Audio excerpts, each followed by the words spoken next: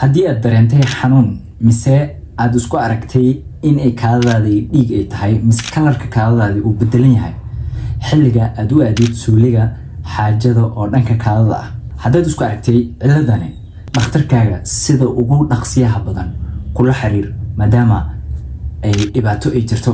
Assalaamu calaykum waraxmatullaahi wabarakaatuh asxaabi kulanti wacan meel walba joogtiin. Muuqaalkani waxaan kula wadaagi doonaa haddii aad gabar uur tahay kaadadaada noocee laga rabaa, kaadadaada waxa la soo xiriiri kara waa maxay, kalarka kaadadaada saxda ah waa maxay xilliga uurka iyo kalarka xilliga aad uurka aad ku jirin iyo daaweyntii iyo maaragtay noocyada kala duwan iyo in aad baartid kaadadaada muhiimadda ka dambaysa mise muhiimadda ku jirto waa maxay xilliga aad uurka aad ku jirtid in kaadada laga qaado oo la baaro. intaas in ka badan ayaan idin wadaa. fadlan meel walba joogtiin fiidiyoga dhammaysta haddana aan guda galna muuqaalkan ama hordhac aan kugu soo sheegay waxa waaye waa maxay nooca kaadadaada xilliga uurka ka hor intaad uurka aad yeelanin kaadadaada maxay noqon kartaa.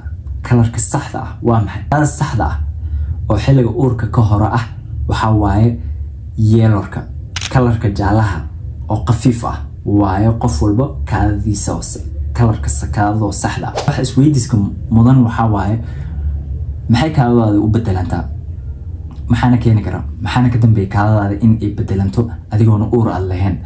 tani waxay noqon kartaa in hydration statuskaaga, hydrationka markaan dhaho biyaha jirkaaga ku jiro hadday yar yihiin maadaama inta levelka uu biyaha jirkaaga ku jiro uu yar yahay inta ay maaragtay ay kaadadaada kalarkeedna isbedelayso. That's why dehydrationka arrin wanaagsan maahan, biyaha jirkaaga haddii ku yaryihiin arrin wanaagsan maahan. taasi waa midda koowaad. midda labaad ku keeni karto waxa waaye cuntooyinka kala nooca aad isticmaalaysid. cuntooyinka qaarkood hadduu kalarka uu ku badan yahay oo cuntooyin oo maaragtay addictive ay ku badan yihiin oo kalarkan uu ku badan yahay waxaa dhacaysa in ay ayadana isbedesho kalarka kaadada. sidoo kale daawooyinka kala duwan, daawooyinka noocyada kala duwan aad qaadanaysid ayagana way ku keenayaan in ay kalarka kaadadaada ay bedelanto. basically waxa kale oo bedeli kara normal kalarka kaadada ah oo abnormal u bedeli karo mise kalar kale ku siin karo waxa waaye waxa loo yaqaano hemoglobinka. hemoglobinka waxa waaye qayb ka mid ah dhacaamada uu jirkaaga soo sii daayo oo maaragtay haddii ay si qaldan mise waxyaalo kale ay kaadada ay soo gasho oo bedelmaayo. marka haddana waxaan guda galaynaa mawduuca labaad oo ah kalarka gabadha laga rabo in uu ahaado kaadadeeda xilliga uurka ay ku jirto kalarkee laga rabo. horta tani waxay ku xiran tahay sida mawduuca hore aan usoo sheegay, kalarka wuxuu ku xiran yahay daawada aad xilliga uurka aad qaadanaysid, kow cuntada aad cunaysid, labo sheyga kale waxa waaye dietka, medicationka iyo gabadha caafimaadkeeda. saddexdaas shay ayay ku xiran tahay iyo hydration statuskaaga gabadha biyaha jirkeeda ku jiro. haddii biyo la-aan uu jirkeeda uu yahayna kaadadu isbedelaysa. afarta shay horaan oo mawduuc kale aan inkugu soo sheegay ayay maaragtay ku xiran tahay gabadha markay uurka ay leedahayna afartaas shay waa laazim ayagana way soo galayaan. kalarkaaga ayagana way ka qayb qaadanayaan, waxa siinayaan kalarka kaadadana ayagana sidoo. arrinta muhiimadda ah waxa waaye haddaan dhaho why ay u bedelmaysaa kaadadaadii xilliga uurka.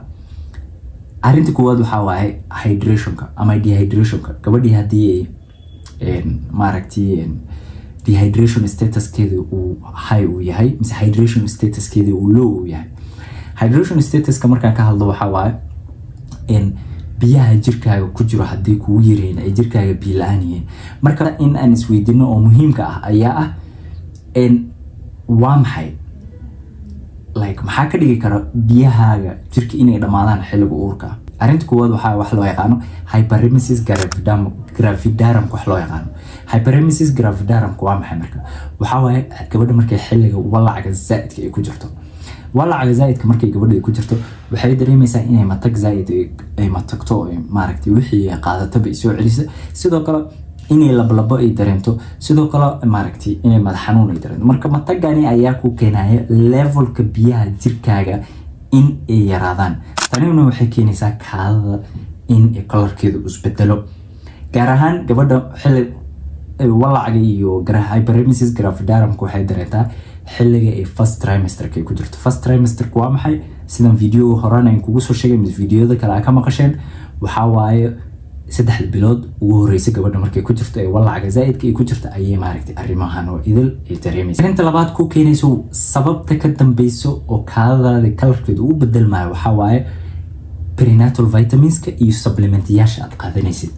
Prenatal vitamins waa maxay? Marka fitamiinada qaarkood aad qaadanaysid ayaa ku keeni kara in ay xilliga uurka aad ku jirtid in ay kaadada ay bedelanto iyo supplementyaasha qaarkood gaar ahaan supplementada oo maaragtay amise prenatal vitamins waxa ka mid ah qayb loo yaqaan vitamin B complex amise vitamin B ga marar qaarkood wuxuu ku keenayaa kaadada in ay bright zaid ay noqoto cadaan maaragtay bright zaid ay noqoto sidoo kale ama colorka loo yaqaan neon inay isu bedelaan because of vitamin B ga this consume garanayso tani marka wax dhib kuma keenaysa laakiin colorka kaadada ayay ka bedelaysaa. Sidoo kale vitaminada haddaad overdose aad u qaadatid overdose waa maxay? Marka overdose waxa waaye haddii aad vitaminada zaid aad u qaadatid ayna way ku keenayaan in ay colorka kaadada ay ka bedelaan xilliga uurka kaadada colorkeeda ay isbedesho. Sidoo kale arrinta saddexaad ka soo hadlay waxa waaye dietka cuntada aad qaadanaysid. cuntada mise fruitka qaarkood aad isticmaalaysid gaar ahaan beetrootka wuxuu ku keenayaa asagana inuu maaragtay colorka u bedelo. fruitka loo yaqaan beetrootka ama asparaguska loo yaqaan asagana sidoo kale labadaas fruit waxa dhici karta in ay ka bedelaan colorka kaadada xilliga uurka haddaad isticmaalaysid labadaas fruit. arrimaha kale oo ku keeni kara kaadada in ay bedelanto waxa waaye wax infectionka mise caabuqa loo yaqaan urinary tract infectionka. urinary tract infection markuu muxuu yahay? waa caabuq ku dhaco kaadi mareenka. caabuqani kaadi mareenka marka intuu ka soo bilaabanay marka kaadi mareenka wuxuu ka soo bilaabanay kaadada mostly waxay ka soo abuurantaa kiliyaha markay ka soo abuuranto haddii infection oo dhanka kiliyaha uu jiro kaadada way isbedelaysaa colorkeedu wuu isbedelayaa xanuun baa jiraya waxyaaloyin badan baa kula soo siyaadaya. sidoo kale haddii uu kaadi mareenka xididada ama tuubooyinka kaadada kasoo qaado kiliyaha biyaha kasoo qaado oo kaada galeenka u keenayo ama bladderka u keenayo oo loo yaqaano urethruska ayagana haddii infection ka dhaco way ku keenayaan in ay bedelanto colorka kaadada. sidoo kale infectionka oo bladderka ku dhaco oo loo yaqaano cystitiska asagana wuu ku keenayaa kaadada colorkeeda inuu bedelmo. sidoo kale waxaa dhici karta infectionka urethraga ku dhaco tuubada banaanka keenaysa oo banaankan hore ah ayadana hadduu infection kaaga dhaco xilliga uurka way ku keenayaan. marka marar qaarkood colorka marka muxuu bedelmaya marka UTI ga markaad qabtid maaragtay lagu sheego waxaa dhici karta kaadada inay jaalo zaid ay noqoto iyo dhiig yaryar in uu ku jiro ayaa maaragtay ayaa dhici karta. marka saad ku garanaysaa marka inuu UTI ga uu jiro calaamadaha UTI ga waa maxay? marka calaamadaha UTI ga waxaa kamid ah in aad kaadi badan aad dareentid kaadada frequency-keeda uu bato like xilliga aad musqusha suuliga aad aadaysid in ay badato. sidoo kale waxaad dareemaysaa xanuun zaid ah waqtiga aad kaadinaysid mise musqusha aad aadid kaadi aad u aadid inay xanuun zaid aad dareentid. sidoo kale qandho yaryar inaad mise xumaad yaryar inaad dareentid dhabarka oo ku xanuuno. sidoo kale marar qaarkood waxaad dareemi kartaa in ay kaadadii ay maaragtay dhiig yaryar uu soo maro xilligan. calaamadahani waxaad ku garanaysaa haddaad isku aragtid ogow in aad experience garanaysid UTI ga mise infectionka caabuqa ku dhaco kaadi mareenka. arrinta kale ku keeni karta color kaadada inuu isbedelo waxa waaye waxa loo yaqaan kidney stoneska marka maxay dhagaxyada gala kiliyaha waa dhagaxyadani way yaryihiin xilliga uurka inaad isku aragtid. arrinta kale ku keeni karta colorka kaadada inuu bedelmo waxa waaye haddii uu kidney disease soo jiro xanuumo gaar u ah kilida ku dhacayo caabuq oo kiligiis kilida ku dhacayo hadduu jiro ayadana kaadada isbedelaysaa. xanuumadani way badan yihiin inta kuma soo koobi karna laakiin haddii ay jiraan ayagana waad isku arkaysaa dhibka ayada. ugu dambeyntii waxaa waaye kaada dhiiga oo loo yaqaano hematuria-ga ama hematuria-ga marka muxuu yahay? marka hematuria-ga waxaa waaye dhiig ayaad kaadadaada ku arkaysaa. dhiigani marka muxuu ka abuuran yahay? kaadadaada inay dhiig isu bedesho xilliga uurka muxuu ka abuuran yahay? marka dhiigani maxaa ku jiro gudihiisa? dhiigani gudihiisa waxaa ku jira dhiigga cascas. sidoo kale waxaa ku jiro dhiigani colorkiisa dad fiirisidna waa dhiig thick ah oo casaan oo red oo zaid waaye.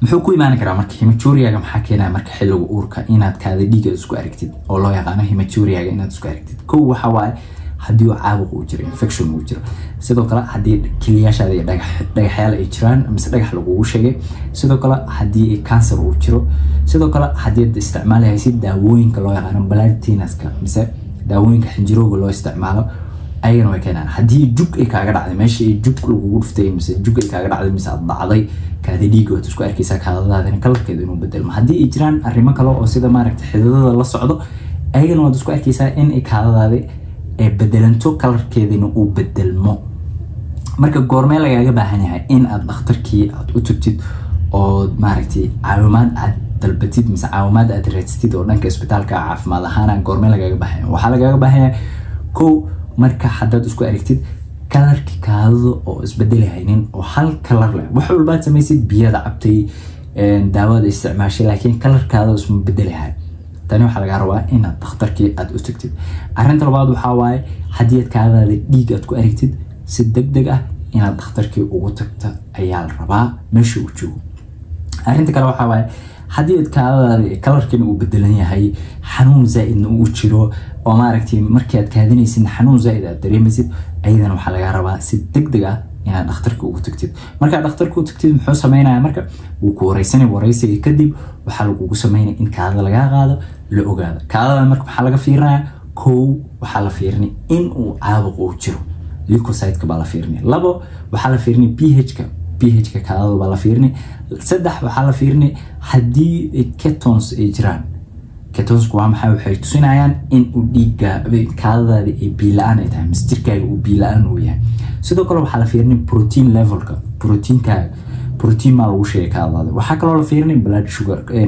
cafwan glucose levelka ayaa la fiirinaya like wax oo sokor ah maa ku jiro kaadadaada intaas in ka badan baa la fiirinaya muhiimadda waa maxay marka oo like loo sameynayo kaadada in lagaa qaado oo loo baaro loo sameynayo waxaa kow waxay kaa caawinaysaa prenatal care-ka markaad hooyo uura tahay 3 bilood mise first trimester ku jirtid waxay kaa caawinaysaa in la ogaado xaalkaaga caafimaad ahaan in la ogaado muhiimadda koowaad oo kaadada lagaaga baaraya ayaa taas muhiimadda labaad waxaa waaye in maaragtay ay monitor gareyso monitoring markii la yiraahdo ay fiiriso ay ilaaliso mise ay maaragtay ay caafimaad ahaan lagu ogaado sokorta jirkaaga ku jirta haddii sokor ay jirta haddii protein uu jiro proteinkan intuu ka imaanaya in la ogaado ayadana sidoo kale ugu dambeyntii waxaa maaragtay sababta kaada loo baaraya ayaa ah in risk assessment lagu sameeyo risk assessment waa maxay marka risk assessment waxaa waaye qatarta jirkaaga uu marka iyada uu kusoo socota in la ogaado haddii biyo la-aan ay jirto haddii ay kidney issues ay kiliyahaaga ay shaqaynayaan mise bladderkaada uu dhib uu ka jiro haddii ay maaragtay pressure uu jiro sida proteinka la ogaado proteinka sababta loo ogaanayo xilliga uurka waxaa waaye in haddii preeclampsia-ka wax la yiraahdo pressure iyo dhibaatooyin kale ay jiraan haddii ay sokor ay jirto sokortu that's why glucose-ka loo fiiriyo haddii ay wax loo yaqaano glucose haddii jirto waxay sheegaysaa in aadna uur aad tahay waxay kuu sheegaysaa waxa loo yaqaano gestational diabetes-ka ugu dambeyntii haddii uu caabuq uu jirno way ku sheegaysaa marka waxaan soo gaaranay gabagabadii gunaanadka barnaamijka fadlan meel walba joogtiin channelka kiilowina subscribe like share-ka waa aniga wiilkiina Dr. Saddam Hussein wax walba u baahantiino hoos ugu soo qoro qoraalka comment-ka ugu reeba waan ka soo hadli doonaa insha Allah bye